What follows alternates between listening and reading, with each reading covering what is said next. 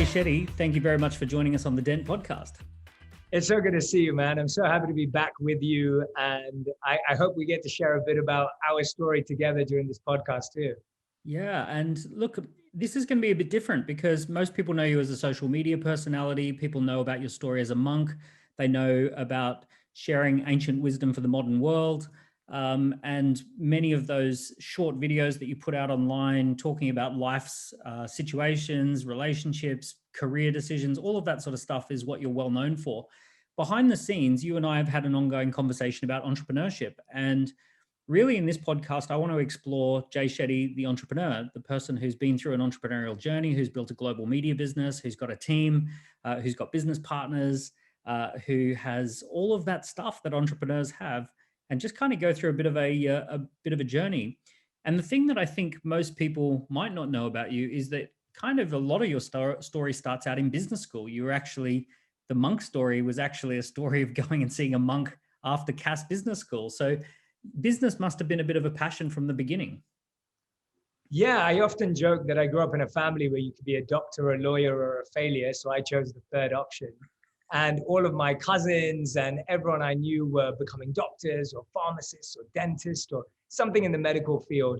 And I never had this attraction to medicine in the way we were taught it at school, whether it was biology or chemistry. And now when I look back and I think, oh, I actually love neuroscience, if only they taught us that. And so I think I had this fascination with human behavior very young. I think that's what I was really interested in when I look back. I love seeing why people make certain decisions, how the mind works, how things are presented. I was fascinated by marketing. And so when I ended up studying at Cass Business School and studying management science with a focus on behavioral science, for me, that's my favorite subjects. It was the marketing, it was the psychology, it was the... What makes people tick, I guess. Yeah, what makes people tick? Like that's what I got a kick out of and got excited about. And I think when I came across the wisdom, for me, it was putting those two together and going, okay, how do you do that with this? If I truly believe that this is the most powerful thing in the world, how do I find the smartest ways and the most creative ways to share and present this? But yeah, I've always enjoyed, I guess, the first years of entrepreneurship. I remember I got my first job as a paper boy in London. So I'd go around, I had like 7 streets. I was actually talking to someone the other day who grew up around my area and they were like, oh, maybe you were my paper boy. And I would put on my headphones and I would listen to 50 Cent, Get Rich or Die Trying. I knew all the words. And I would go and deliver newspapers around my area. And I remember I was the only person to do it reliably. So my weekly wage went up from £15 a week to £20 a week for 7 streets, which would take me 2 hours after school, 5 days a week. So it's about 10 hours of work. Yeah. So that was like the first money you made? Yeah, that was the first entrepreneurial venture. That was my first entrepreneurial venture. And then I went and worked at Morrison's. So I took a job at, I guess, the equivalent in the US of Walmart, but in the UK, Morrison's. I guess people know it well. Used to be Safeway. And so I was at that place stacking shelves from age around 16 to 18. Did you ever have any entrepreneurial mentors or like people that you were aware of as a kid, like Richard Branson or something like that? Was there ever kind of like this ambition of, you know, a lot of the time when people join business school or they get interested in marketing, it's because they see someone who is successful in business and they think, oh, gee, I would like to, you know, build a brand or I'd like to build something like that. Was there an awareness in your teenage years of business? The first 2 autobiographies I read were David Beckham and Dwayne "The Rock" Johnson. So that's when Dwayne was still in WWE and David Beckham, I believe at that time was probably just going to Real Madrid, like after the Manchester United years. And those actually tapped into entrepreneurship in a different way. There were stories of struggle and sacrifice and focus.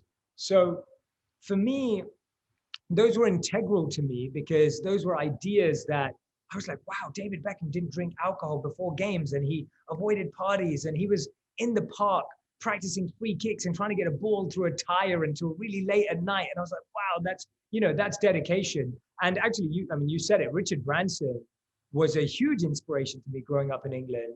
And I also had such an affinity for him because Virgin were the first airline I flew to the US when I was a kid, and my parents took me when I was 9 years old. And so I'd experienced Virgin at its height. And I'd fallen in love with the brand at 9 years old. So for me, I was like, wow, if a brand can impact me at 9, it must really be powerful. And so, yeah, there were all of these stories that I would hear, but I never believed I was an entrepreneur because I didn't really know anyone who was an entrepreneur. And so the first mentor I really feel I got, which was far later, was our friend Thomas Power, who actually introduced us. And so I didn't actually know any entrepreneurs. And it's hard to say that because like my uncle owns news agents in London, Yep. right? He owns like 2 or 3. And my mother was an independent financial advisor, but I never saw them as entrepreneurs because they never presented themselves in that way. And so in my head, I always thought the smartest thing you could do is go and work for a company. I never really realized that I had the skills or the abilities to ever do my own thing. So when you're at business school, are you thinking to yourself at that point prior to coming across the monk who changed your life, are you thinking about going and getting a job at a big company and hopefully landing a good marketing job at that point? Yeah, I'm interning at finance, corporate institutions, thinking I'm either going to go and work at an investment bank or a strategy consulting firm. Like those were my 2 choices and options. Because I just thought, oh yeah, that makes safe money. It's a reliable, steady job. It's going to pay the bills. And then I get to do what I want in my free time. I didn't actually believe that an opportunity to do something beyond that actually even existed for someone like me. I can't explain to you how limited my mind was in what the opportunities that were available to me because of the community I grew up in, because of the society and the expectations I grew up with. The most successful person in my community was an investment banker. And I would ask everyone who's listening or watching right now to think for a moment, who's the most successful person you met growing up or you saw growing up? Chances are that's what your marker of success is. And I think that changes as you grow older. And now with the internet, you can meet and be exposed to. You certainly can meet some pretty amazing people. Well, I mean, even Daniel, even with like what I mean by the fact that now you can actually listen to what a billionaire has to say on the internet. Like I didn't have that growing up. I remember the first biography I read was serious biography that I read start to finish was Losing My Virginity by Branson. And it was the first time behind the curtain hearing about step by step what happened in someone's life for them to go and do that. And it was actually quite an emotional experience hearing someone else's life. And then I also read another one by a guy called Bob Ansett, which was an Australian entrepreneur. And yeah, it was just an amazing, like it really captured me, this idea of what goes on. And we take that for granted now because it's so easy now to listen to podcasts of Ray Dalio and the world's most successful entrepreneurs. Here's the one thing that fascinates me about you, Jay. When there's something that presents itself, you just make a big, bold move. And that kind of blows me away because you're in business school, you see a monk, the monk seems happy, and you go, wow, I want a bit of this. And then next thing you know, you're between London and Mumbai, shaving your head, wearing robes, meditating hours per day. And you go from literally business school in one month to milking cows and cleaning out the cow dung. But what I find fascinating about this is that you talk about having a very safe mindset there, but also there's something about you that just says, you know what, if there's something there, I'm just going to make a bold move. Yeah, I think it was actually the monk mindset that gave me that instinct even more now. So I really believe that becoming a monk is the greatest act of rebellion that someone can perform in this day and age. Because we live in a society and a world which is putting certain things on a pedestal, and becoming a monk is saying, well, I don't believe in any of that. I'm going the opposite direction. No smartphone. Sorry? No smartphone. No smartphone, no home, no safety, no stability, no money, no certainty. And so actually that decision gave me so much confidence in making bold moves that I probably didn't have before I made that decision. Then now I'm convinced of the fact that I can always follow my heart and follow my intuition. And I did that early on where I started doing subjects at school that I loved, not the ones that my parents loved. So I started to already do that in small ways. I did art and design, philosophy, sociology, and economics at A-level in school. And those were subjects I loved. I didn't do any sciences or math. These were not prescribed Indian family subjects. Not at all. And funnily enough, they are actually my life today. Like those are the subjects, art and design, philosophy, sociology, and economics are exactly what my life is made up of today. So I haven't really gone too far from what I love. But bold moves, it's funny you said that because it goes back to a quote by Richard Branson, where I believe he says, and I'm probably going to mess this up slightly, but where he says, if someone asks you to do something that you don't know, say yes and then figure out how to do it. Yeah. And I love that. I remember reading that so young and thinking, yeah, that's how you figure stuff out. And it's so true. When you say yes to stuff, like if you had to figure out how would, like, for example, I've got 3 little kids. If you would have had to figure out in advance as to how you're going to be a parent and all the things you're going to do and how you're going to handle all the situations before becoming a parent, there's no way. You would just, it's similar to marriage or a business. And it's that commitment that comes first that then suddenly you start to figure stuff out and you say, I'm going to say yes, I'm going to go for it. And then that begins the path of figuring it all out. So here's the next bold move. You discover this incredible path with the monastery. I'm not going to spend a lot of time on that because there's so many great videos of you talking about that and so many great interviews on that. But then you literally, no sooner have you discovered this path, you're making another bold move to enter the corporate world, to join Accenture, to come back to London and to literally be in, I couldn't imagine a more opposite kind of scenario, to go from a monastery to Accenture. Corporate consulting, Excel spreadsheets, suits, Armani, Rolexes. Are you on the path to becoming a partner? That must have also been a bold move. Yeah, it was. I always say it was hard to become a monk, and it was even harder to leave, because I didn't necessarily leave knowing my natural progression. I left because I realized that wasn't my path anymore. I came to the understanding and conclusion that I wasn't meant to be a monk, that didn't fit with my purpose and my calling, and externally at least. And then with the people that I lived with, they also felt that I could serve better and do more for the world if I moved on, but there was no clear pathway. And so when I moved back in with my parents, I had my 18,000 pounds of student loan debt to pay off. I moved back in with my parents, age 25 going on 26, because I didn't have any money to my name. And my resume had monk on it. So I applied to 40 corporate companies like the month I came back from living as a monk, or over a few months. And I was rejected by all 40 companies before an interview, because surprise, surprise, no one wants someone with a monk on their resume, right? It's like, what's your transferable skills? Like staying silent, or, being mindful? Like who needs that? And so genuinely, it was so hard because I was sending off applications. And if anyone knows corporate applications, these are real in-depth analysis, research on the company. And they're not just, flog your resume everywhere. And so all these companies are saying no to me, and I'm getting rejection letter after rejection letter. I'm worried that I can't depend on my parents because they're not well-to-do and well-off to supply for me for the rest of my life. And now it's like all the people that doubted me, it almost feels like they were real. So when I left to become a monk, people doubted me and they thought I was crazy or brainwashed or confused. And they said things like to me, you'll never get a job. You'll never make money again. No one's ever going to marry you. And so when I came back, it was almost like all of them were right. I wasn't getting a job again.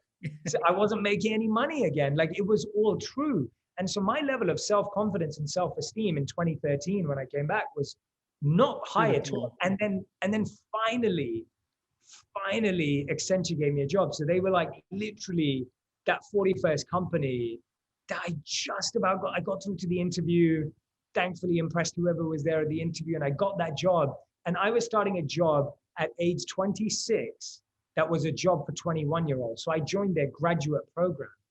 And so I was now 5 years older than every single person that was in my cohort.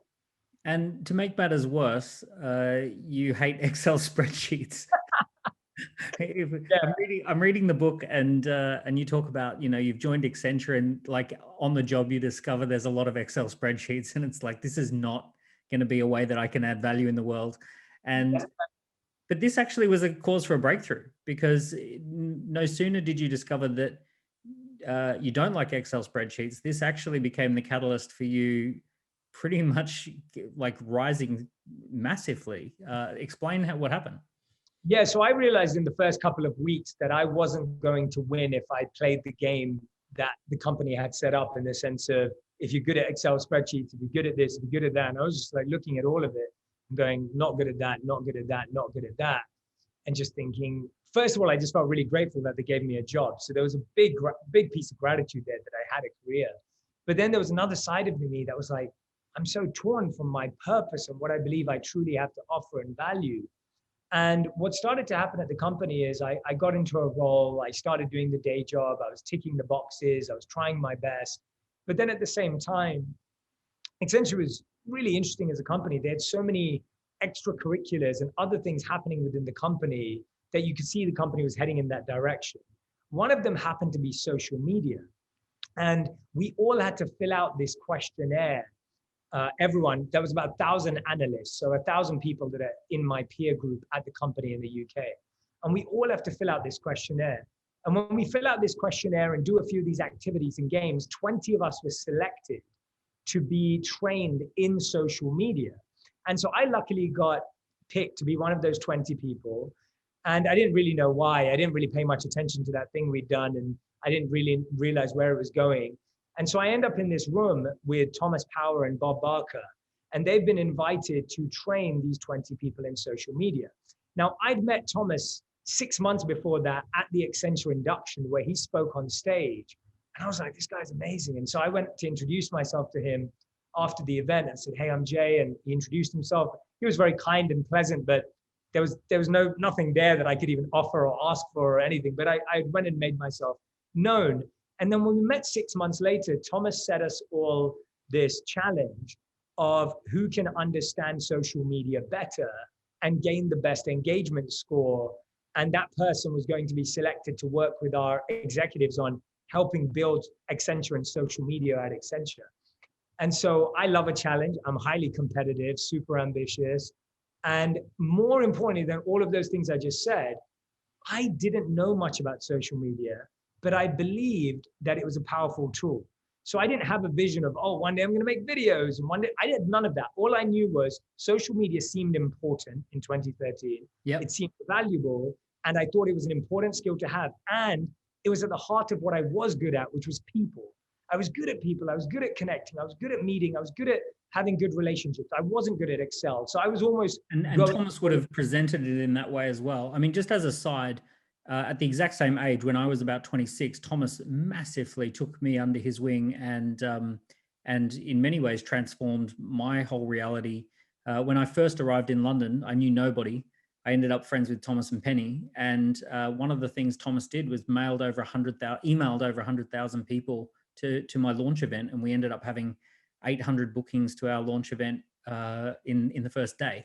And like that literally sparked a 7-figure business in my first year of being here. And like very much a transformation or a change. He's a change agent, right? In many ways. He really is. And so he said to me that, you need to take this challenge seriously. And he said, if you win this challenge, then I'm going to change your life. Like, that's all he said to me. He goes, I'll introduce you to everyone you need to. He told me he said that. Yeah. Huh? Say that again. He did tell me that. Yeah.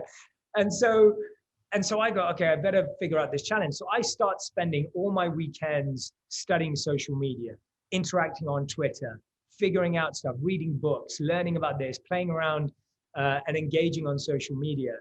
And then what ends up happening is that I go in within 12 weeks, win the challenge. And the fastest rise to it, Thomas speaks to the company because he's been brought in by the company to work with them.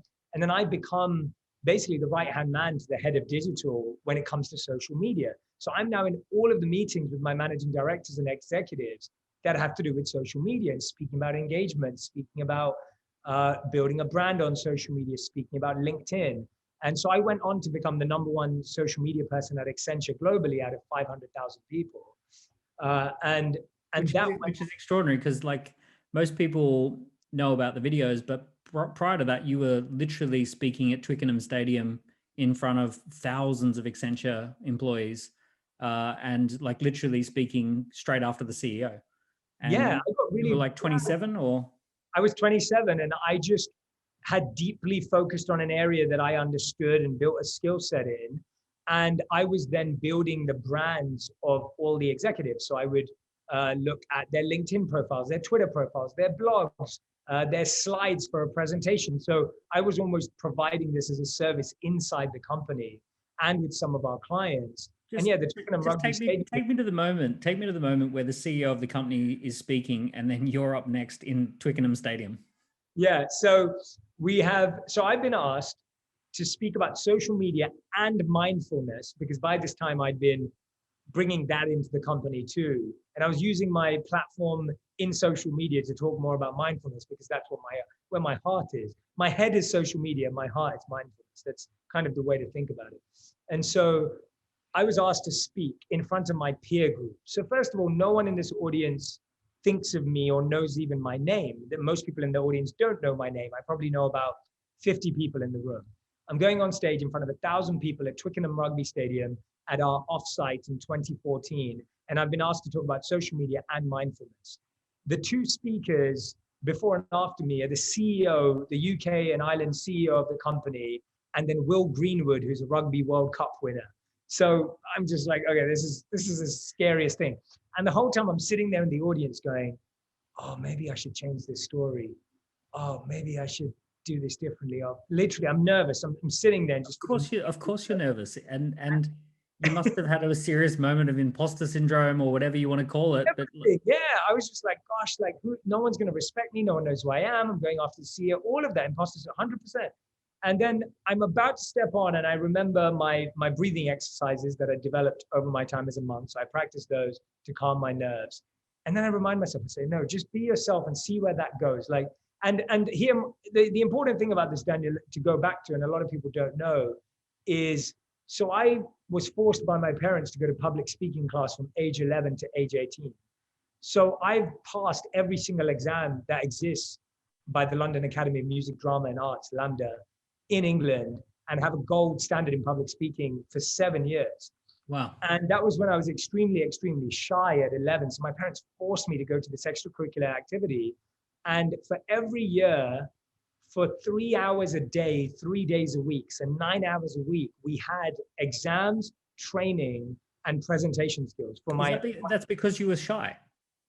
I was really shy. So my parents were scared that I would never come out of my shell and feel confident on stage and be out there. And so my parents really literally begged the school to let me in to this public speaking class. And on top of that, you were also obese as a kid, you've said. Yes, I was overweight as a child. I was bullied for being one of the few Indian people at school. It was tough in the sense that there was a lot of external negativity, but thankfully I was always able to just process it as external and then roll with it. Yeah, I don't think I carry any genuine internal challenges from that. But in that moment, about to speak in front of 1,000 of your peers, I'm sure it all comes crashing down. But that must have been an incredible moment. You delivered the talk and it went well. It went really well. And the most powerful thing is it went well in the way I wanted it to. So not in the way of like I changed myself or said something different. I was just myself and all the training I had. And thankfully that led to me traveling across the company, speaking about social media and mindfulness for the remainder of my time there. And so I found a way to engineer my passion into the workplace. And by the way, it's not that journey was all, beautiful and roses and wonderful. There were people in the company that were intimidated by me doing this and didn't like it. There were moments where the executive that loved me the most left the company. Two of them, actually. Two of the executives that gave me that break with Thomas Power left the company. And so I had to refine my identity and my stakeholders inside the company. So it wasn't like, oh yeah, you made it and now you're this kid who's. No, I mean, that chapter, corporate culture is fierce and people don't like people who overtake. That is not a way to win friends in the corporate world. You got to be real careful with that. So here's the crazy thing. The crazy thing is that you do the talk, it works. You're now known by 1,000 of your peers. You're in this top job, 500,000 person company. You're the head of social media. You're crushing it. And you make this insane bold move again. And you go, okay, cool. I'm now going to go out completely on my own with no business plan and I'm going to go and make some social media videos. Yeah, so Thomas would always repeat the words of Napoleon Hill, you become what you think about, right? And he would always tell me to say that to myself. And he'd always keep telling me that every time I saw him. And he had this other thing called ORS, which is open, random, and supportive. Yeah, open, random, and supportive, yeah. And he'd always recommend that everyone should always be open, random, and supportive. So and when Thomas drills something into you, he makes it a mantra, almost like the monks, where he repeats the same Every thing. conversation comes back to the same point. Bang. Yeah. He has a hypnotic way of talking sometimes too. Yeah, and he has a great way of doing that. And sometimes it would annoy the hell out of me. And I'd be like, God, just stop talking about the same stuff. And then now I look back and go, okay, he was right. He should have kept talking about the same stuff. And he would always say to me, he said, Jay, you're an entrepreneur. You're an entrepreneur. He'd keep saying that to me. And he'll testify to this. I would always say to him, I said, Thomas, I'm not an entrepreneur. I'm an artist. I'm a guide. I'm a coach, but I'm not an entrepreneur. I just like making content. I like thinking. I like studying, and I like teaching and sharing and learning and synthesizing and strategizing, but I'm not an entrepreneur. Like, I don't have those skills. And so we would go back and forth in this debate. And I was so sure that he did not understand me. And I was so confident that he really didn't understand me. And so anyway, he keeps saying it to me on and on and on.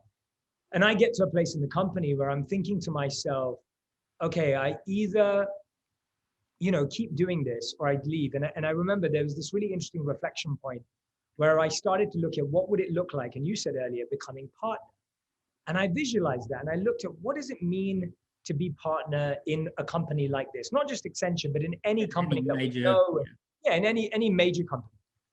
And I looked at the lives of those executives, and some of them were very happy, but I realized that that's not what I wanted to be doing at 40, 45, whatever age it is. Yeah, happy-ish. I've worked in those companies as well, and the partner, it's it's happy-ish. Yeah, and I guess what I'm saying, Dan, is that it wasn't what made me happy. So even if it makes someone else happy. Yeah. And I don't want to put that job down, because there are some people where exactly. But it comes with a lot of responsibility is what I'm saying. Yeah. Like you're responsible for a large team. You're responsible for a P&L.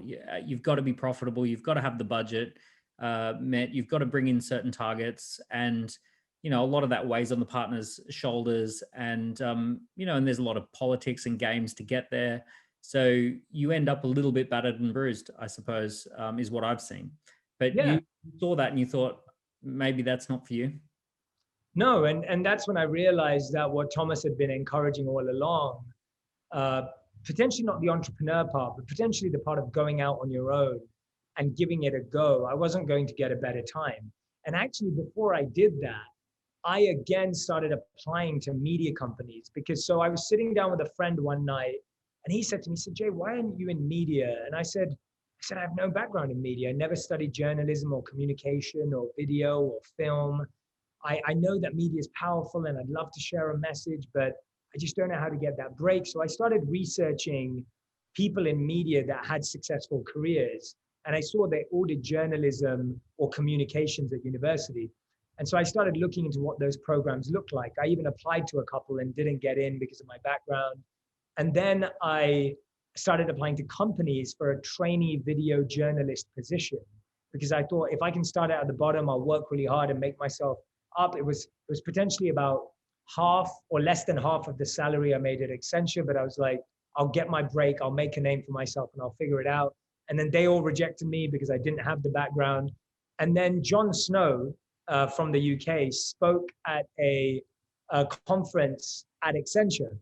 And so after he finished, I ran outside after him to try and grab a moment with him, because he came in for his keynote. He was getting onto his bike that he rides around in London. And I think he was just putting his helmet on. And I was like, John, I'll do anything. Like, give me a job. Like, I just want to come work with you. I'll work for free. Like, I just need to understand how this world works. And he gave me his card and he said, go and get a master's in journalism or communication. Come back to me. And so I took the card and I started looking into the program, and I saw that it was expensive and it was tough. And I was thinking, oh, there must be another way. I'm not sure this is the right path. I'm 28 years old and I'm about to get married the next year. And I find out from my wife that one of her best friends growing up, his cousin is this chief editor at this big magazine. So I reach out to him. he speaks to me on the phone very kindly, and he just goes, Jay, how old are you? I said, 28. He said, everyone who wants this job is 21. You're way too old. He goes, you're way too old. And so I'd heard that I was too underqualified. Now I'm hearing that I'm too old to be in media.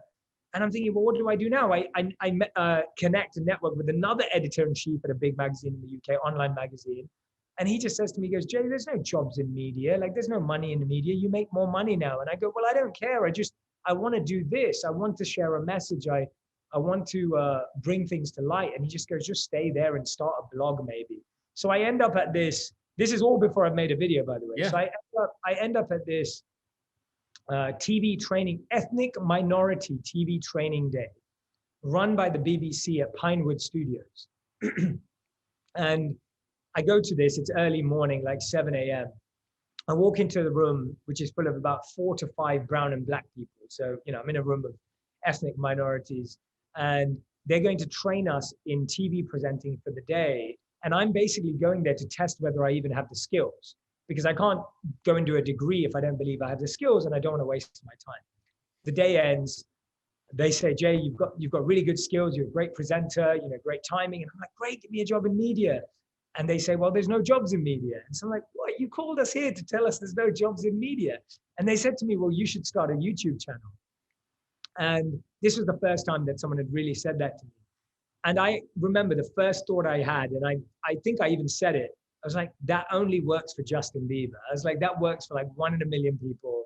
Yeah. It's not going to work for me. It's a waste of time. And so there's a beautiful quote by Thomas Edison where he says that when you feel you've exhausted all options, remember this, you haven't.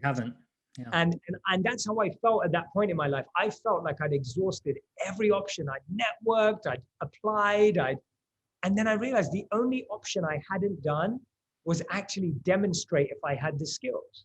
And yeah. I think we all do this a lot in entrepreneurship. We defend our skills. We say we have them.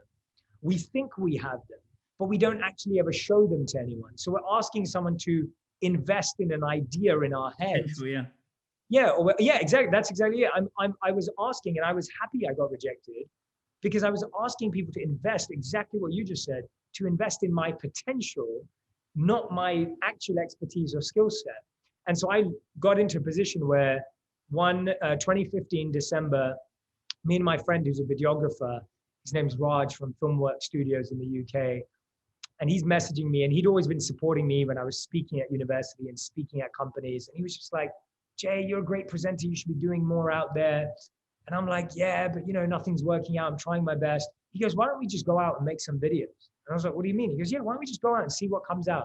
I was like, all right, great, let's do it. So we set a date for like 2-3 days away. And we're still trying to figure this out. It was either New Year's Eve or New Year's Day. So it's either New Year's Eve 2015 or it's New Year's Day 2016. And we go out, and I scribbled down a few scripts and ideas, and we record these 4 videos. The first one was shared on 3rd Jan 2016, and it did about 5,000 views on YouTube in 24 hours, which wasn't bad at all. I was over it. It would have been cool. That would have been great. Yeah. So that's how it, I thought that was important before I make that bold move. There's all these tiny little steps, things that don't work, little steps. Yeah. And so I feel like we see bold moves, and they are bold moves, but the bold moves is made up of lots of little tiny little micro steps that seem huge at the time. Yeah, huge. So give us a bit of the entrepreneur journey, right? So now tell me about quitting Accenture, handing in your notice, starting a business, and starting becoming Jay Shetty, really.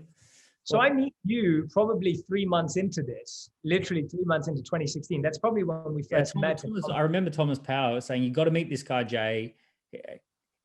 He's got beautiful eyes, Dan. He's got beautiful eyes. You got to see his eyes. That's so funny. You actually sound like Thomas when you say that. And so, he's encouraging me. We're in this space now where I've quit. I'm basically reliant on my savings. So I'm not making any money. I'm trying to figure out how to share content and video. And at the same time, I'm doing corporate speaking on mindfulness, resilience, wellness. So everything I was doing inside the company, I'm now doing that to pay the bills and survive while I figure out what's happening in video. So I'm asking my friends to introduce me to their companies, sharing programs like my mindfulness program, my meditation program, my leadership program, I'm doing all my coaching work inside of companies and making content on the outside to see where it can go. And I'm wondering where it's going to go. And luckily, what ends up happening is I was getting my friends inside Accenture to share it within the company, my videos. And the global HR leader at Accenture sees the videos. Her name's Ellen Shook. And she, at that time, was going to Davos to meet Ariana Huffington for an event they're doing there. And she shows my video to Ariana Huffington and says, this is one of our guys who's been making this video, one of the guys that used to be with us. And luckily, Ariana Huffington loves it. And so she sends two of her team to meet me in London. Danny Shea and Dan Katz, two of my closest friends now and people I love. And they come out and they meet me. And I'm literally like, okay, give me a job.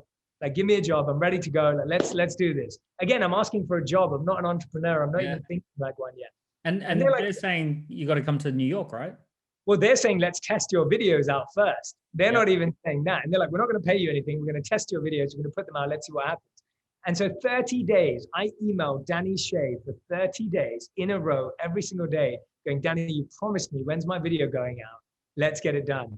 30 days later, we share the video. My first 4 videos do a collective of 100 million views within 6 to 8 weeks for the HuffPost. It's one of their most viewed series.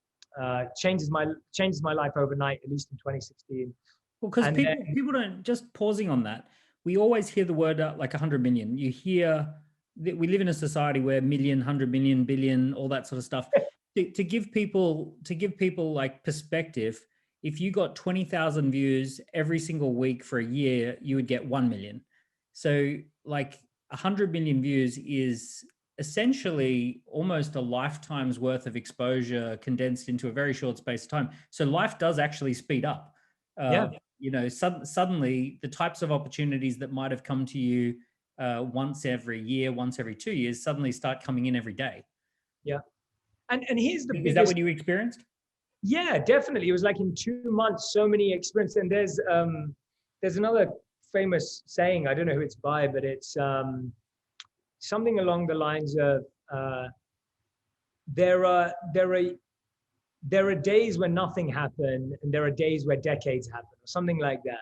And it was one of those times where it just felt like so much just happened. It was almost like, so I'd been making content, teaching, speaking, meditating, researching, and sharing for 10 years up until this moment. So from age 18, when I met the monk, to age 28, I'd been presenting offline, teaching, making content, social media content, editing, social media. I'd been doing something for 10 years. And that year, that month. Even before that, all the speaking classes and performing classes and everything. Yeah, even before. Yeah, exactly. It all built to that moment. All in that moment. So it was 10 years. I mean, 10 years of hard work, like kind of all fructified, not in a way that I even imagined. And it was beautiful. Like I remember just feeling like this amazing feeling of, oh, wow. And here's the important part, the entrepreneurship part. I was demonstrating my skill. It was a skill that I'd spent way over 10,000 hours developing, both meditation and teaching and coaching and content. And that's what I think is so missing today, that when we talk about passion and purpose and all of these things, and you know this, it's what are you deeply actually good at and skilled at and have an expertise in and love. And that's and it's also, what are you willing to repeat to a ridiculous point? Like one thing that I think is lost on a lot of people is repetition. The level of repetition that goes on behind the scenes. You know, you interview famous tennis players, and it's like, it looks pretty cool winning a tennis game, but it doesn't look cool playing tennis 8 hours a day for decades. You know, and you know, people look at my business and they go, oh wow, that's it's a big business, it's global business. I've presented like the key person of influence presentation. I've presented that thousands of times. I mean, sometimes I can actually think about other things while presenting the 5 Ps of key person of influence, and have a completely like other thought going on because I'm on autopilot because of the repetition. But yeah, you'd built up to that moment. So I guess in that moment, there's a huge question bubbling around for you. Like, what do I do with this? Like, there's probably the moment of, this is great, but there's also like, okay, well, what, like, I'm not even 30. What do I do? What do I do now? Like, have I just made my series and that's it? Or do I do something? Yeah, there's that. And then there's the pressure of like, can I do it again? Can That's you a do it big, again? yeah, like that was really scary at the time. I remember going, How long, just give me an understanding, even as a trained monk, how long of a window are you feeling great before suddenly it kicks in? Can you do it again? probably like, a day. A day. Yeah. And like And, the Buddha says, craving is the source of all suffering. And it's yeah, like, exactly. how the hell do you switch that off? Yeah. And what I've realized now is that you switch it off by putting so much more. See, the first time why it's scary is you don't know what you did. So you don't understand what you did and why it worked. And so you're scared. Whereas what you then build up is you start building up hypotheses and experiments and ideas. And so now I'm so much more focused on the experiment and my hypothesis than I am on the result, because that's what I'm focused on. It's like, how do you create emotion? How do you inspire someone? How do you really motivate? How do you understand that so that you can do it consciously and intentionally? So as we know, the difference between unconscious competence and conscious competence. Yeah. And to me, like, making the unconscious conscious is very important. And that allows you to stop living in that false uncertainty of where it's going. So for me, even when I was writing my book, the entire focus was not on how do we get a New York Times best-selling book or how does this book win awards. The focus was how do we write the best book I possibly can. And I was going to come to that, but it is a great book. I don't think people will realize what a great book it is, because if people only know you through the medium of Instagram posts or short videos, they possibly could discount the depth in the book, and they could say, okay, it's going to be, the kind of content that I think of is short and punchy and all that. But there's just great stories in the book, and you take deep principles and you turn them into really accessible. I mean, your gift is accessibility. You take stuff that is esoteric and you just suddenly make it seem like relevant to just daily life. And I think that's what comes across in the book. It's I was going to mention the book towards the end, but then it's for anyone listening, it's just a great book. Think like a monk. Whatever preconceptions you've got about what monks think like, or Instagram or kind of social media, there's a lot of great depth in that book. I love that. Thank you. And so that's kind of how I get away from that. How do we do the next one right? Or where does this go? And that still doesn't lead to entrepreneurship. I then go off to move to New York 3 months later to work with the HuffPost for 6 months. So my real entrepreneurship journey starts 2017 March. So that's when I really feel like that's when I actually left to really realize I had to become an entrepreneur. And again, it came from pressure rather than choice, where I just realized Arianna Huffington moved on from the HuffPost. And I didn't really have a role and a future there anymore, because she'd gone on to start Thrive Global. She and her team had brought me in.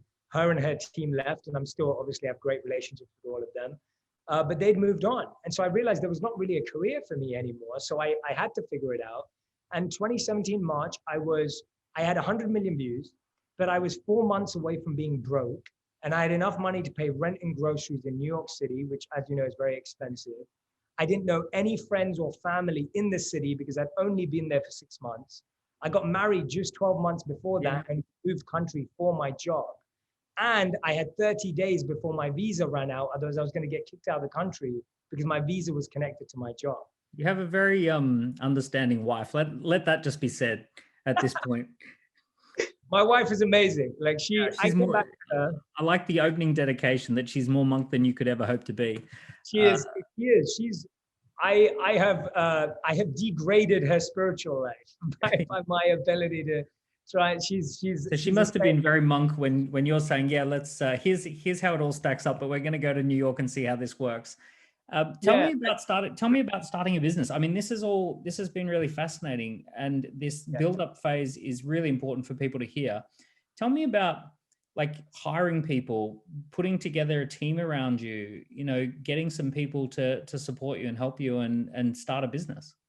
Yeah. So in the first year, 2017, it was scrappy. I made a list of every skill I could offer. I priced up every skill. And then I sent 1,000 emails, tweets, DMs, messages, and said, hey, my name's Jay Shetty. this is my, this is what I've achieved. I can edit videos for you. We can make corporate videos. We can do training videos. We can do this video. And here was like a long laundry list and a menu of this is what I can do and this is how much it costs. And I remember sending those ridiculous amount of messages the day after I realized this reality of 4 months left. And a few people came back, a few people didn't. I was making corporate training videos. I remember that. I remember you actually sent me one of those saying, hey, Dan, I can do these. I probably did. Like literally, I was trying to reach out to anyone and everyone. And so what I call it was like, I was trying to do stuff that kind of just could create a baseline. And the funniest thing is that year, through being in that 4 months of being broke, I made more money that year than I'd ever made in my entire life. And it was because of it was sheer desperation and pain and pressure.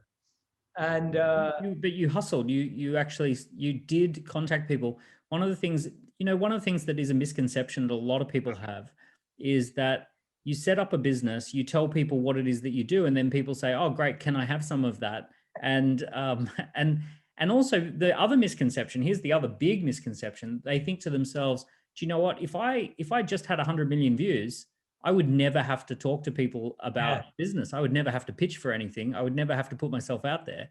And what I love about this story is, even still, you've got 100 million views, and you are also having to talk to people, having to pitch, having to get out there. No one cares. Like this is the part where redefining your brand, who you are, like your message, and reconnecting with people, and it's a continuous thing. That if I lived off of what happened in 2016, I guarantee you, no one would care what I was doing today. It's just not possible. And there's never a moment where you can ever live off just a success you had, no matter how successful it was. By the way, how many of us know artists that we call obviously one-hit wonders, where their song was our anthem for one summer, and now no one knows where they are or who they are? It's so possible. And I've seen it happen on social media to so many people. I've seen it happen in business to so many people. If you're not constantly creating and being relevant and innovating, we all know that, right? We talk especially in the noisy world that we live in now, there's not a lot of momentum. And as soon as you take your foot off, the momentum can very easily wane. So I spent that year just trying to pay the bills and figure that out. But at the same time, I always had my mind in two places. So one was, how do you take care of the basics? And the second one was, how do I build a real future? And that's when I started talking to more people. And I remember speaking to people about other different things I could do with my skill set. And I was very clear on that. I had a real skill set. I was like, I only want to make a business and make money from the skill set I genuinely have, which is content, wisdom, teaching, coaching. This is stuff I've done for years. I understand it. I've done one-on-one coaching. I'm qualified as a coach. These are skills I actually have. And so I started speaking to people, and people were talking about courses, and people were talking about platforms, and people were talking about programs. And I was speaking to about 5 to 10 people at the time. One of them happened to be our mutual friend, who you know, Kavit Harrier. Yeah. And was based in London. And Kavit and I actually bumped into each other at a vegan food festival that my wife was a part of because of something she was working on, a restaurant in London. And I was just assisting my wife. And Kavit and his wife had come up to me. His wife and him had said that they liked my videos and my work. And so we took a picture together. I started following them back on Instagram because we got along. And then I started to see what Kavit was doing. So I was speaking to a lot of people who worked in the space of understanding coaching and program. I think we spoke at that time too. Yeah, we talked about data. Yeah, but I was really looking for someone who was also a deep expert in what they did, but were willing to come and build something with me. Yeah. So the number one piece of advice I had at the time was, Jay, do not work with anyone. You're too important. You should do it all yourself, and you should keep all the money for yourself. And I disagreed with that because I didn't want to have to build a skill set in something that I didn't have time to at that time, to be honest. And I'd rather work with a pro. So for me and Kavit, we built this amazing partnership that launched 2018. And we became business partners and friends, and now practically like family. And we launched my Genius Coaching program, my Genius Coaching community in Jan 2018. And that became now that business and community has been active for nearly 3 years. Not only is it a phenomenal source of income and a business, it's been my most proud moment of change that we've created in the world, because we have thousands of people across the world that gain what I believe are the three biggest change agents of life: coaching, consistency, and community. So I coach on there every single week. It's a group coaching session. We do it every week without a doubt. So this has been 52 weeks every year. I'm live in that program every week for a 40-minute workshop. I teach a meditation every single week. And we have a community where up until the pandemic, we had meetups in over 100 cities every week, people getting together in circles of community. So not only is it such a satisfying business model, it's the most phenomenal way of service, because what we found is people watch the videos, but then where do they go? Where do they go to live? You know what I love? I love hearing how great the partnership is between you and Kavit, because when I spoke to him today and I said, I'm interviewing Jay, give me your take on Jay. Like, what's it like being a business partner with Jay? And what was really wonderful, Jay, is he just literally beamed, and a very genuine, very authenticness. And he said, it's like, well, he actually said, it's like being in business with a genius. He said, Jay and I have got, like, we complement each other really well. He's incredibly aware of what's going on with, all the sides of the business. He's got a great strategic mind. He's got tactical execution. But he said, everything Jay does has intense intention behind it. There's an intensity to it, and there's an intention behind it. And he also said one of the things with Jay is that he has the ability to do intensity and consistency. He can keep the pace high for a long, get a lot done for a long period of time, but with actually a high level of intensity to it. And it was just lovely to hear your business partner talking about who you are and what you're like behind the scenes in the partnership. And a lot of people poo-poo business partnerships. I've always built businesses in partnerships. I love business partnerships. It's allowed me to do 3 time zones and multiple businesses. We've got 7 companies now, all of them, are great fast growth companies. Average growth in our group last year was 21%. It's just, so a big part of your business breakthrough is finding that right partner, that right co-founder.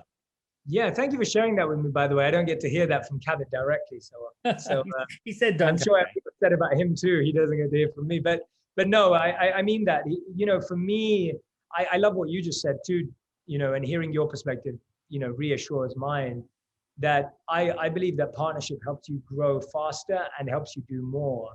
And to me, working with Kavit is a joy because we do complement each other. He's great at stuff that I don't deeply understand like he does.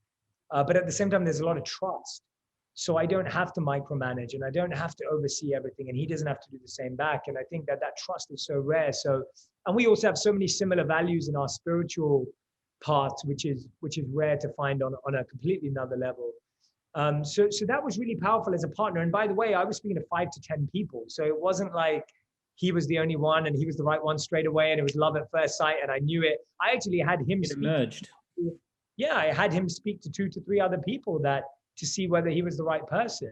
And luckily he was. And by the way, I spent a couple of weeks building something with a couple of other people that didn't go anywhere. And like you were saying before this podcast, it ended up nowhere because it wasn't the right partnership. So that was phase 1. I was like, we need to create something that is long-term, but is directly connected to my passion.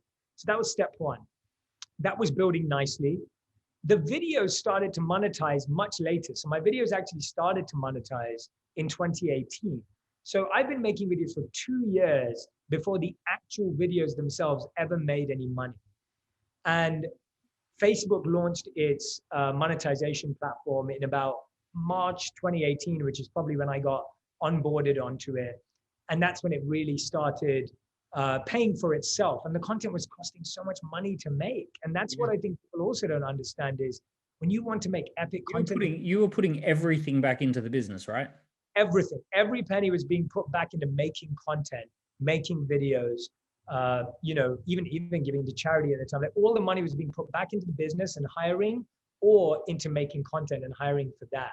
And so I was living in a 500 square foot apartment in New York City that me and my wife lived in. And that's all we had. That's where we lived. It's all we had. We paid for my visa. My visa cost me $15,000. So that took a massive chunk of money straight out to just get my visa sorted out through legal fees and everything else. And then rent and groceries in New York is expensive, as I said before. So I'm putting everything back into the business in 2018. And, because we're filming in like plane sets and we're doing a set in like this movie theater and like to create awesome content. It costs. Well, this is the thing, that the original content you create, it's original scripts and actors, and in many cases, huge houses. Yeah. I think I commented on one of your videos once about like this girl who was down in the dumps. And I'm like, she's got a pretty damn good house though. Like I love that. I love that. Set is looking pretty good. I love that. Yeah. And it took a lot of work. So 2018 was the Genius Community. That was the main thing we focused on that year. And then we had obviously Facebook monetization kicked in. So that was another revenue stream. And that's where that 2017 moment of being 4 months away from being broke made me realize I never wanted to be in that situation again. And I realized that would only be possible if I had multiple revenue streams and not just all in one place. And so now I started to think about what else can I do that I love, because that was a key value for me. What do I do that I can love that can also be monetized? And so for me, 2019, we launched the podcast. And so the podcast for me was one of the most exciting things I've ever launched. I think it's been groundbreaking and defining for me as an individual, my work, my content, my connections. And we launched that Feb 2019, but it's a crazy story for that one too. In 2018, we thought we were going to be in this big partnership with this big podcast production company. They were going to sponsor it. They were going to blow it up. They were going to amplify it and all this cool stuff. And every year I go to India in December, January to live with the monks again and be in the ashram for 30 days. I'm not going this year for obvious reasons. But I go every year with my wife. And so I'd gone away to India. I'd been meditating for a month. I come back to the news, and I don't really look at email or social media when I'm there. And I come back to the news that they've pulled out 2 weeks before the launch of the podcast. So Feb 1st, the podcast is meant to launch on Feb 14th. I've already gone and created content, videoed stuff, got guests. They've pulled out. I'm now scrapping 2 weeks before. And their reason was their head of content said it won't be a big podcast. And so they didn't think it was going to be a big podcast. And so again, I'm scrapping around. And by the way, I can imagine one of the things that people say as to why it's not going to be a big podcast is because just, no one wants good news. No one wants positive stuff. The stuff that the biggest podcasts, one of them is like, it's about sex, and it's a couple of girls talking about sex all the time. And then there's Joe Rogan. And often that's kind of he's great. It's also some controversial stuff, but your stuff is so positive. And I'm guessing there's a narrative that, just positive news doesn't sell. And you're one of the people who makes it work. Yeah, that's a narrative. And the other narrative is, oh, Jay, people watch you for 4 minutes, that you're not interesting for 40. So that understanding of like, you're known for making 3 to 4 minute videos. Do you really have a perspective? And so the podcast was the first time I got to prove that I had a point of view, I had a perspective, I had ideas, I had thoughts, because every Monday we do the interview, but every Friday I do a solo episode where it's just me doing a workshop for 30 minutes every week. And so we launched the podcast, we got it together either way. And the podcast became a phenomenal place. And now here's something I really want to address with you, Dan, because it's really interesting. So when I look back and I was working with an ads team that do ads on the podcast.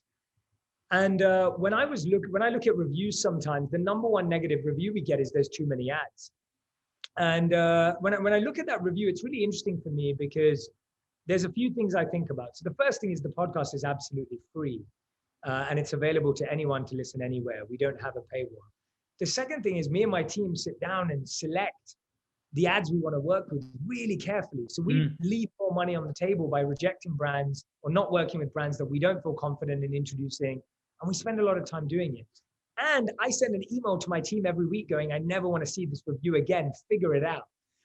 And so it's a really interesting balance between seeing it as a great business and at the same time wanting to serve your audience. Yeah.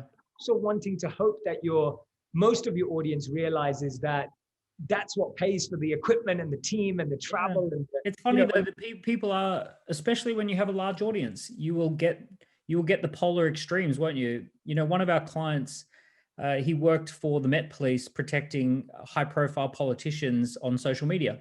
And he said there's something called the OCD scale, which is odd, crazy, dangerous.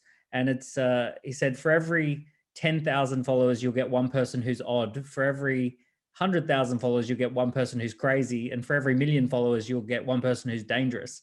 And he said, when you add that up, if you talk to someone who's got millions of followers, they've got a dangerous person, 10 crazies, and thousands of odd people. And the hard thing is, you know, with a podcast that just blows up the size of yours, you are obviously going to get some people who just pathologically cannot understand why you would have ads. Yeah, exactly. And so yeah, but the podcast has been a real joy. It's a fantastic business model, and seeing obviously things like Joe Rogan's podcast, you know, selling for so much and doing so well, shows all us podcasters that there's a real journey there. And for me, it's always been that I only want to do stuff I only want to do stuff I love that makes money. That's, you know, that's where I'm at in life. That's what I want to do. Yeah. And then we carried on thinking about new ways. So every year I think of launching something new in the entertainment space. And every year we do something new in the education. So my business is split up into two areas. The education side is what Cabot runs. And so we have my Genius community, we have my courses and programs. And then this year we launched my certification school. So we have a fully accredited and certified 120-hour coaching program. And in the certified life coaching, right? Certified life coaching. And so and we're adding executive coaching soon. But in our last 6 months, we've certified, are on their journey to certification, 1,000 people in the last 6 months who've come on board to become certified life coaches, which you're going to have an amazing global reach of life coaches working one-to-one with people. Yeah, and that's what we want. We just realized very early on, and that's what Genius was about. That's what this is about. That one person isn't right for everyone and can't serve everyone. But if we can create communities and structures and certifications and coaching where more leaders get to rise and shine, and we help them build business skills too. That's one of our differentiators that we're trying to do in our school. Is we're not just giving people the certification, we're focusing on teaching them how to build a business around it. Yeah. So that's been really important to me. So that was the launch on the coaching side. And then on the entertainment side, this year I launched my book. So I have this mantra that I've seen over the last 3 years, which has worked well for me. It's called the 3 L's. And so it's like every year I want to do something I love. Yeah. Every year I want to be learning about something. And every year I want to be launching something. I love it. So when I do something I love every year, it fills me with joy and happiness. When I do something I learn every year, it builds my self-esteem. I feel like I'm growing. I feel like I'm getting something, wisdom. And every year when I launch something, I get nervous and I get to feel that anxiety in a positive sense. So I feel like a beginner again and a student again. I love it. So this year, I love you and I share a passion for finding alliteration, like the 5 Ps or the chaos theory. Last time I spoke to you, you had your 4 E's. You know, being in your element and the energy and all. You know, I like the 3 L's. I like this. Yeah, and these ones are real. Like this year, we launched the book, which I was super nervous about. You launched a book. My God, 1 million copies in 90 days. That is seriously launching a book. Yeah, no, yeah, in about 12 weeks. 12 weeks. Okay, 12 well, weeks, all right. Exactly. Well, then it's not so cool, right? But yeah, it was copies in 12 weeks is stunning. Yeah, it was, and yeah, globally, I was nervous. So we launched the book. I love doing my podcast because we launched that last year, and I was learning about what I want to work on next year. So that's what I do every year. Every year I'm learning about what I want to do next year. I'm launching something and I'm loving something, and then it goes in a circle. So first you learn about something, then you launch it, and then you fall in love with it. And you love it at the end. Yeah, and I think that's the mistake. I think the mistake is people think it starts with love. It starts with learning, because if you don't learn, you don't know enough. And so learn, launch, love, and then keep going in that circle. Even that same product has to keep going in that circle. After you finish loving it, like the podcast, I loved it this year. The podcast needs a makeover, and that's exactly what we've been the learning cycle, and then relaunch. Yeah. So I spoke to 2 people today who know you well, and both of them talked about the idea that you're on a mission. In fact, one of the cool stories was Hannah texted you when you'd just done Alan, the Alan show, and she actually texted you and said, "Hey Jay, you've made it. Like you've seriously made it." And she'd obviously known you when you were just starting out, but you texted her back and said, you know what, it feels like I'm just getting started because I have a really big mission and I want to take ancient wisdom to the modern world. And so two people I spoke to talked about the fact that like everything you do is very much mission led. Do you still have that feeling that you're just getting started?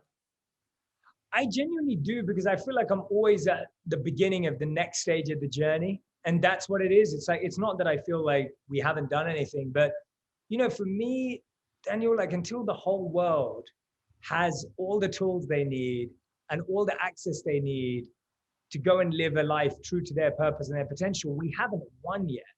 And so the numbers are beautiful. I love them. I don't take anything away from them. I feel completely gratified when we hit targets or whatever it may be. Like, I love all that. But to me, the mission is far bigger than all of that. The mission is feeling that every person in this world has tools for their wellness, mental health, emotional health, and spiritual health and wellness.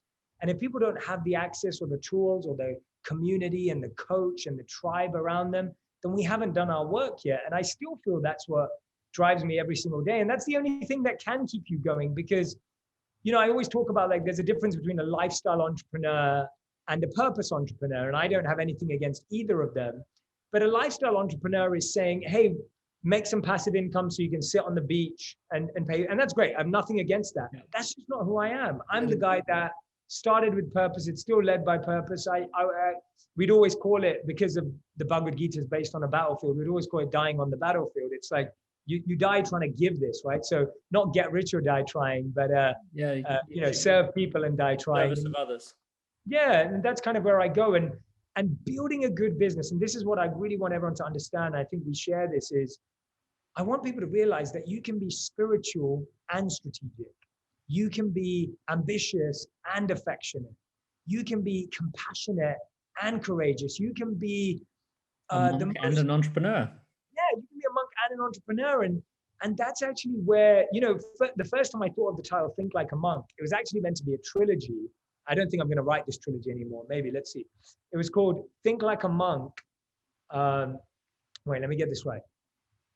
I've got a little graphic I made of it 3 years ago, but it didn't become reality yet. Think like a monk, work like an activist, and hustle like an entrepreneur.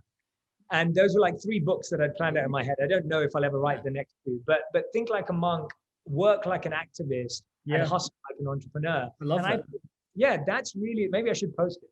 I posted it years ago, but I haven't reposted it since. But it's so important to me that those 3 are aligned. And there's a quote by Martin Luther King that summarizes my belief on why we have to be monks and entrepreneurs. And it's this. He says that people who love peace, the people that love peace need to learn to organize themselves as well as those who love war.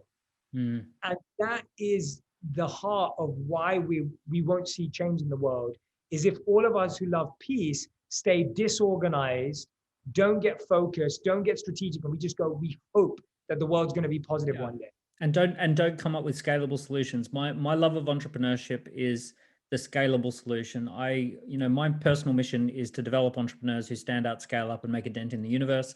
And it's that scaling, finding a way of solving something and scaling it. And it's one thing to be peaceful. It's one thing to keep to yourself and not harm anyone.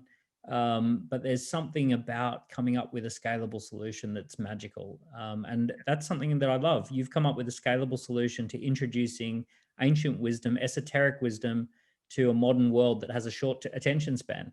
And the genius thing, the brilliant thing that I absolutely love about your work is the cut through. It cuts through a noisy world. People who need to hear it, they hear it. Some people don't need to hear it, and that's fine. They've got other places, but you introduce esoteric ancient wisdom to people in a way that is accessible and fun and modern and cool. You make it very cool as well.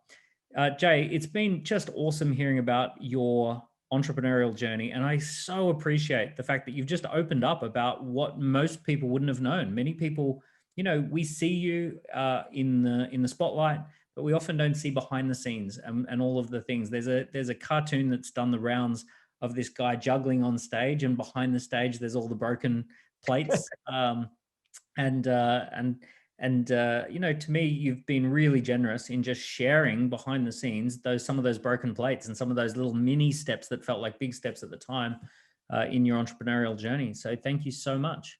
Thank you. And there's so many more as well, and there always will be. And for every success you see someone share or post, you just have to know that there's like 10 things that year that didn't work out. And I just love those odds. Like, to me, it's all about the odds that if you try 10 things this year, that year when I started my entrepreneurship journey, I tried 7 different ideas and 4 of them stuck and 3 of them didn't. And that's cool, and even now I've got things that I started a couple of years ago that aren't quite working out. They're going to fall away. And I think it's so much easier that way, because you always feel you have something to celebrate. Whereas if you only try just that one tiny thing every year, it's like, and that doesn't work, then you're like, oh no, my whole life's falling apart. And so I'd rather have more things fall apart than my whole life. And that's just easier to me and to play with. But Dan, you've been wonderful. And I want to say this right now on the podcast, and I mean it. When we met and you gave me 2 very generous meetings right at the beginning of my journey, and just for anyone who's listening or watching, Daniel had no reason, incentive, or vested interest really to meet me at that time at all. Thomas had introduced us, someone who's been a mentor to both of us and someone who we both deeply love. And he'd introduced us, and Daniel just taken out the time. And I think we probably spent 2 hours the first time, maybe 2-3 hours the second time. And he was just listening to me. We weren't building anything together. We weren't creating something, but he was there to just listen and guide. And, you always shared good advice. I remember the first time we met, on the napkin, you drew out your 4 personality types. And you were telling me yours and you were telling me mine. And you were saying, you should stick to being this one. You need to surround yourself with these ones. And I'll never forget that. I've done that. I've very much done that. I very took that advice to heart for sure. And your love for data and your constant push for being more data led. Like, I just think that sometimes you're going to meet people in your life that just become long-term friends. They advise you at times when you didn't know they could be really useful. Me and you have had a couple of wonderful text conversations, or even one phone conversation, which was really meaningful to me during this time. And yeah, I just think people need to meet more people and continue to connect with more people and make an effort with people, even if there isn't a direct result or end point or end game there, because sometimes the relationship is the end point, and that's a really beautiful thing. So thank you, Daniel, for always being a real one, because you had no reason to spend time with me then. And thanks, Jay. I appreciate that. It was the eyes, Danny. You got to see the eyes. What I take away from your story, and I'm just going to finish putting this back on you, and then we'll wrap it up. But the thing that I take away from your story that everyone should take away, a couple of things. Number one is bold moves. Jay makes bold moves, and that he steps out and he makes those kind of moves that feel risky at the time, but he puts himself out there. And then the other one is reaching out to people. One of the things that I take away from your story, now that we've had this chat, is that you've always been someone that when you see someone on a stage, or you see someone who's doing something that you're inspired by, it's almost like for you, the reflex is to just go and say, can we spend more time together? Can we talk and connect with them? And, you did that with the monk, and that changed your life in one way. You did that with Thomas Power, and that changed your life, reaching out in that way. You did that with Jon Snow, and that changed life in one way. And then if I look at the guests you've had on your podcast and the people, I mean, obviously that stuff happens because you reach out to people. And those 2 things, I think, are a pretty formidable formidable combination of being bold and reaching out to the people you admire and connecting with them. So, Jay, that's been just so great. And thank you very much for being on the Dent Podcast. Thank you, man. And we both share a love for Steve Jobs. I remember when you officially announced Dent as the name, I was definitely a big fan. I think, Steve Jobs is definitely one of my I love that. Yeah. So I loved it when you made the name Dent. It definitely resonated strongly. And thank you so much for letting me share this journey. I haven't been able to share this anywhere else because, as you said at the beginning, it always goes into my advice. And I'm glad that today we could actually just focus on the journey. Yeah, thank you so much. I really appreciate it. Cheers, Jay. Thanks, man.